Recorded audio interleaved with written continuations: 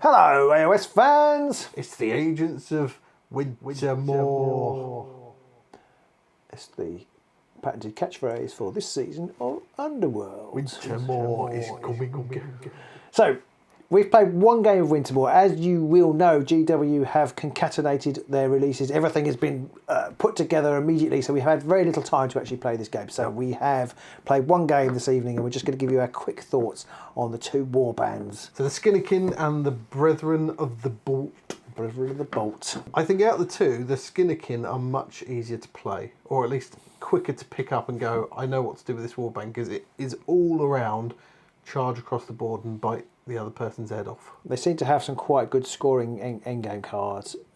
Maybe it's just this matchup, but if you kill stuff, you get haunch tokens. If you've got haunch tokens, you get glory at the end of the game. Seems to be how your cards worked. Yes, yeah. I think I scored 7 haunch tokens at the end of that game, because some of the fights can generate multiple haunch tokens, and if you have somebody standing next to someone that dies, that can generate more. If you get the placement right, I feel like you can generate a lot of haunch tokens, and then you get, like, there's an objective to have 3 glory if you have more haunch tokens than enemy fighters are left alive, and all your remaining fighters have an upgrade. Which, yeah, you got to 3 very quickly. Yes. You time it right, it basically sort of 1 crit and a success, and you're with the support, I think you can get 3 straight away. If you're lucky, you could get 3 in one go. So up against warbands like Gits and Sepulchral Guard stuff, you could possibly print haunch tokens. I did feel like they were all very uncomplicated. A couple of the fighters go up to 4 sword attacks once they're inspired. Yeah, 4 swords is frightening, Yeah. and it's obviously it's great for the haunch counters because you're going to be getting crits. You're rolling 4 dice. Yes, because they need the prime cut ability is based on a crit success, so you need those crits.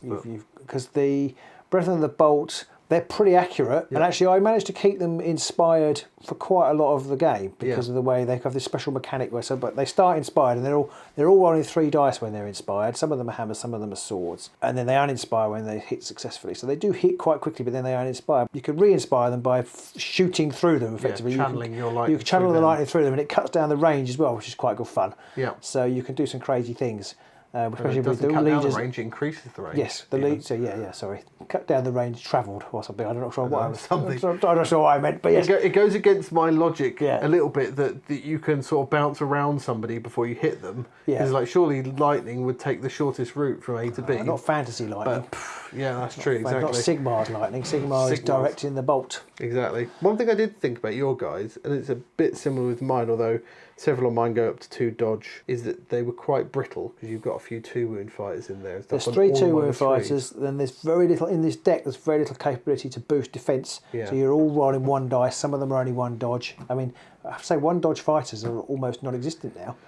Yeah, I've got 2 1-dodge fighters in this warband. The bat goes up to 2 dodge, and there's an upgrade in there that gives the bat shields as successes. It doesn't change his stat, it just gives him shields as successes Which is quite good, except they're not cleave. Yeah, he did, which didn't help. Not ensnare. But 2 dice with shields and dodges can make them quite a miserable target to try and take down. Yeah, I don't know if you've seen John Bracken's little overview of the box. You probably have. He mentioned that the Brethren of the Bolt are like a control-y warband, and they are. Yeah, I really felt that. Like you say, you've got your positioning right.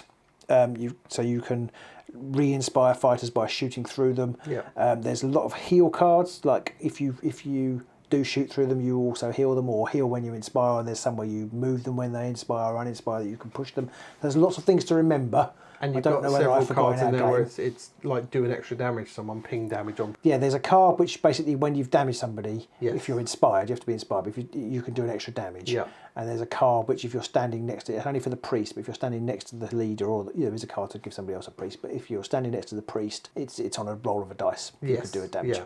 So there is that card. But yeah, so you've got to think about where your fighters are, and you've got to remember that you might have a push or you might have a heal, but that automatically probably rules it out as a warband I should play. And you've also got several of your cards were around sort of standing on objectives and doing things and stuff like that. There's quite a lot of standing around objectives, and the big payoff card, the 3 glory card, is to hold 2 objectives in enemy territory or no man's land. Well, they don't move very quickly, and there's not much option. There's not much option to get them extra move, and they're quite brittle because they've only got. The boss has got 4 wounds, but they've only got 3 or fewer wounds. If you're trying to get onto those objectives, and you can be taken. I mean, that's what happened in our game. I kept trying to get on the middle ground, and Pete took 2 fighters out in the process. So I didn't score the 3 glory. Whereas yours, that you taking those fighters that actually fed into your 3 glory cards because they were for having lots of haunch tokens. Yeah, because these guys have two 3 glory cards. One of them is only 1 enemy fighter left alive, which I got close to but didn't quite get there in the end. Is it only 1 or less than 1? 1 or less. 1 or less. One or less. And the other one is you have to have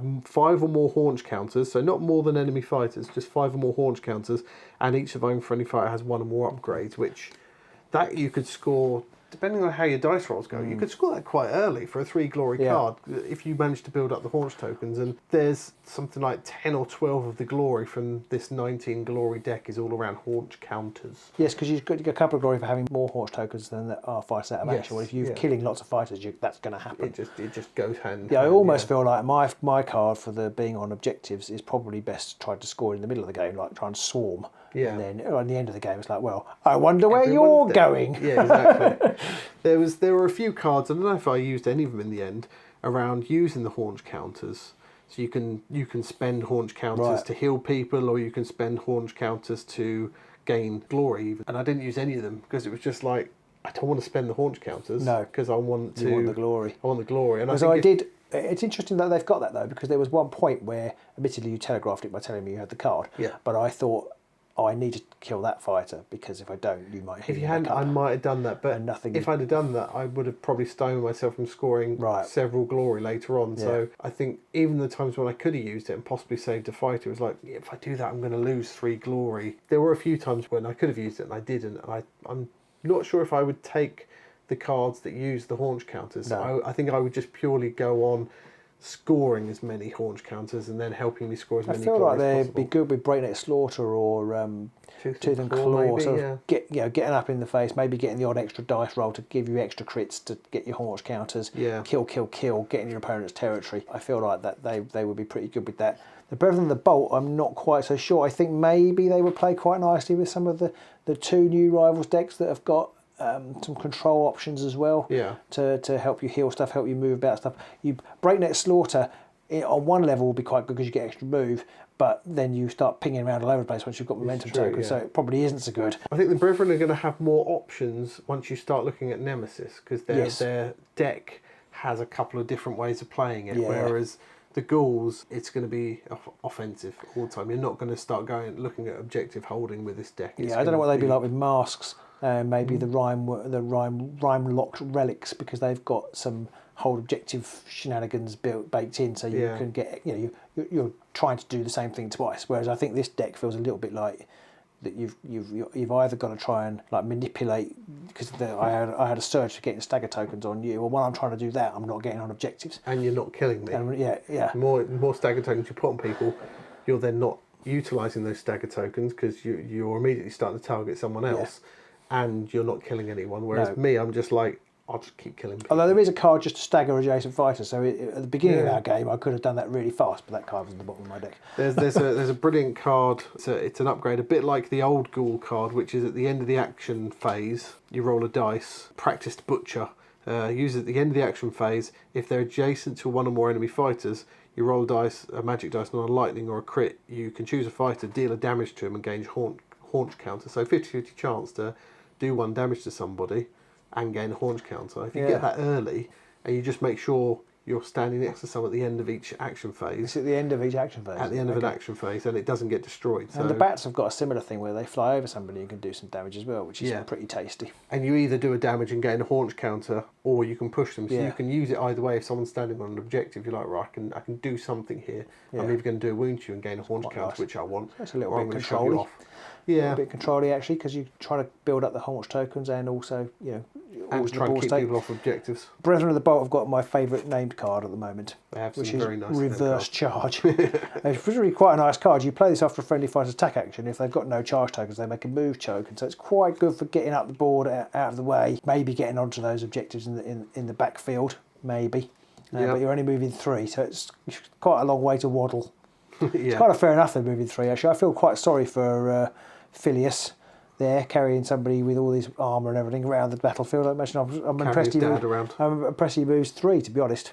The Ghouls have a few cards around gaining extra dice or doing things where they can get Grievous, or you can turn 2 successes into a crit instead and stuff, and they've got some objectives which are around make an attack that has a crit and a success in it, or make an attack that only had successes and no crits or things like that in there. That one you can score. The other one with getting crits you can't score. Yeah, although I did score it. So. You did roll some crits. Yeah, I did. You don't roll none. Ever, but they can be a bit confusing because you're like, Yeah. what? I know it doesn't matter what you need when you're rolling it. You can't influence the dice, but I could see it being quite irritating if you've got the card which is make a crit success attack and you just make a general success. And then you get rid of that, and then you pick up the one which is just make successes. There was a time when you get crits. those cards were quite prevalent. It was like headshot and branching fate, and you just never get the right thing at the right time. Exactly. So I think I'd take some of those out, but I definitely lean more into the haunch mechanics with these guys because it feels like that's more end game. Haunchy. More haunchy. I prefer a haunchy game. There weren't very many upgrades that massively surprised or impressed me with these guys. It's weird that there's one upgrade that's only for the bat, which gives him the shield to successes, but then gives him the action where you can just gain a haunch counter. Right. I don't know where you'd ever use that action, but maybe you might be in the situation. Maybe if you needed one right at the end of the game. Yeah, true. A lot of the other upgrades weren't particularly amazing. There's one called Head Chef, which is quite nice, which is you can push each other friendly fighter up to 2 hexes. So each other friendly fighter can be pushed 2, and then you give this fighter a guard token. Ooh. But that's an activation, so it's like... okay. I mean, you could use that first round to swarm bodies, around a lot of people, potentially. Yeah. Although if it's an upgrade, you've got to get it on and then use it. Yeah. So there weren't massive amounts. There's a nice one for Calloused Hand, which is -1 damage from attack actions. But after this fight is dealt damage, you break the card, but you gain a spent glory when you break it. So there's swings and roundabouts. So you've got to score quite a lot of glory. I think my deck had 17 and yours had 19. Yeah. That's an extra glory there. I think I remembered that I did actually have one of my objectives did score an extra glory if you met an additional condition. I've got another one in here where you can spend 4 haunch counters and get 2 spent glory. Oh wow, okay. So that's you can just, or you can spend 2 haunch counters and get 1 spent glory. So a couple of ways of gaining some extra glory there. But you're kind of losing out on the actual other glory. Yeah, you're getting rid of your haunch counters then. Interesting though, you're scoring glory without objects. It's funny because those things, they're quite control aspects. This box is obviously they've really thought about control, I think, because that's not out and out. It's not completely offense. No, exactly. You'd have a player that gave you... But it makes me think, would I ever use that when I could be going for the ones that could net me 5 glory in an end phase for just having loads of haunch counters? Yeah, it's difficult, isn't it? So you'd have to work out you'd have to see how many haunch counters you'd actually get. I think overall, these guys are more straightforward than the Brethren of the Bolt. But the Brethren of the Bolt have that really funky ability to, having your leader potentially 5 hexes away and still being able to attack somebody. Yeah. Well, maybe even more than that. Because if you manage to conquer everybody else, yeah, exactly, yeah, you could do 7, I think. So they've really got a chance to start doing some long range ping. Yeah, I really like the design space they're in with what they've got here. We haven't played the Rivals decks yet, but the 2 warbands themselves, I think, will lend themselves to some very thinky games. Although I don't like the models as much as the Death Gorge warbands. Just based on the initial play, I think these are a bit more interesting. I'm not sure they're necessarily easier, but they're a bit more interesting than certainly the Kyreni's Razors. Left me a bit cold. Yeah, that wasn't a pun actually. There's no fish jokes. Felt like it might be. Personally, for me, I prefer these 2 warbands to the Death Gorge ones because I wasn't a fan of either of the Death Gorge warbands. So I played the Thrice-Fold Discord quite a bit. So I've got quite a bit of a soft spot for them, but I can't tell yet which of the 4 I prefer. But I think Kyreni's Razors are at the bottom. Yes, solidly at the bottom. And then I'm not sure of the other 3. It does feel like to me, if you've said that the ghouls are the most accessible ones, but we'll see. It's just because I'm feeling bitter about our first game. There's still many more games to go. So our first recorded game in Wintermaw, I'm the winner, unbeaten. Yeah, unbeaten in Wintermaw. I'm sure that's but you can only see that if you're a patron, because that was like a test game, but patrons can see that. That will be going live probably any day now. Yeah. But if you want to support us, which obviously we completely understand, although we'd also love it if you did, then we will be playing live next Wednesday. Yep. So do check that out, and we'll be playing basically the Rivals decks, faction Rivals deck, and if we have time, we will then dig into the Hungering Parasite and the Rime Worms bite.